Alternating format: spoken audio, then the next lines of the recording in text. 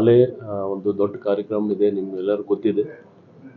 ಹೊಸ ಒಂದು ಪ್ರಮಾಣ ವಚನ ಸ್ವೀಕರಿಸ್ತಾ ಇದ್ದಾರೆ.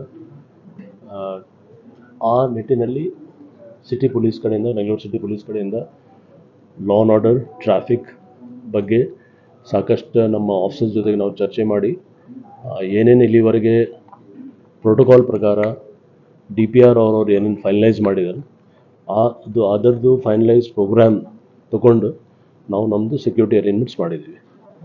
ಇದರಲ್ಲಿ ರಾಜ್ಭವನ್, ಲೋಕಭವನ್ದು ಏನೋ ಒಂದು ಇನ್ಸೈಡ್ ಪ್ರೋಗ್ರಾಮ್ ಆಗ್ತಾಯಿದೆ, ಇಂಡೋರ್ಸ್ ಇದೆ.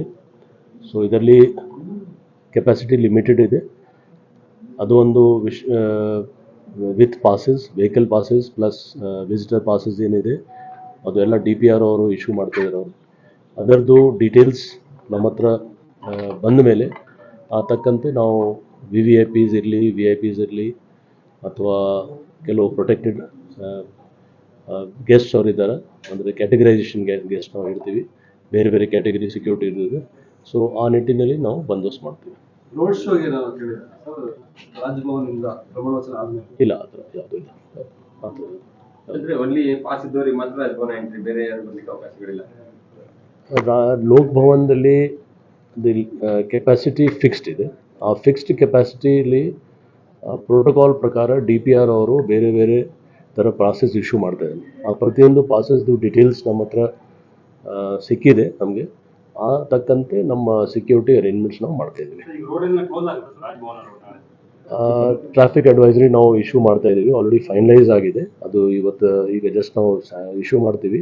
ಅದರಲ್ಲಿ ಕೆಲವು ಕಡೆ ಟ್ರಾಫಿಕ್ ಬ್ಯಾಂಡ್ ಇದೆ, ಕೆಲವು ಕಡೆ ಡೈವರ್ಷನ್ಸ್ ಇದೆ, ಮತ್ತು ಕೆಲವು ಕಡೆ ಟೋಟಲ್ ಪೆಡಿಸ್ಟ್ರಿಯನ್ ಮೂವ್ಮೆಂಟ್ ಅಷ್ಟೇ ಇರ್ತದೆ, ವೆಹಿಕಲ್ ಮೂವ್ಮೆಂಟ್ ಇರಲ್ಲ. ಅದು ಎಲ್ಲ ಡೀಟೇಲ್ಸ್ ನಮ್ಮ ಟ್ರಾಫಿಕ್ ಅಡ್ವೈಸರಿಲಿ ಇದೆ, ಈಗ ಬರುತ್ತೆ. ಹೊರಗಡೆ LED ಆಗ್ತಿರೋದ್ರಿಂದ ರಾಜಭವನ ಮುಂದೆ ಮತ್ತು ವಿಧಾನಸೌಧದ ಮುಂದೆ ಅಲ್ಲಿ ಜನ ಸೇರುವಂತ ಸಾಧ್ಯತೆಗಳಿರೋದ್ರಿಂದ ಅಲ್ಲಿ ಏನು ಪ್ಲಾನ್ ಆಗಿದೆ ಸರ್? ಈ ಎರಡು ರೋಡ್, ಅದಕ್ಕೋಸ್ಕರ ನಾವು ಅಡ್ವೈಸರಿ ಇಶ್ಯೂ ಮಾಡ್ತಾ ಇದ್ದೀವಿ. ಕೆಲವು ಕಡೆ LEDs ಪ್ಲೇಸ್ಡ್ ಆಗಿದೆ. ನಮ್ಮ ಟ್ರಾಫಿಕ್ ಮತ್ತು ಲಾ ಆ್ಯಂಡ್ ಆರ್ಡರ್ ಜೊತೆಗೆ ಸಂಪರ್ಕಿಸಿ ಅಲ್ಲಿ ವ್ಯಾಂಟೇಜ್ ಪಾಯಿಂಟಲ್ಲಿ LEDs ಇದೆ. ಸೊ ಆ ನಿಟ್ಟಿನಲ್ಲಿ ಜನ ಸೇರ್ಬೋದು ಅಂತ ಇದರಲ್ಲಿ ನಾವು ತಕ್ಕಂತೆ ಬಂದೋಬಸ್ತ್ ಕೂಡ ಮಾಡಿಕೊಂಡಿದ್ದೀವಿ.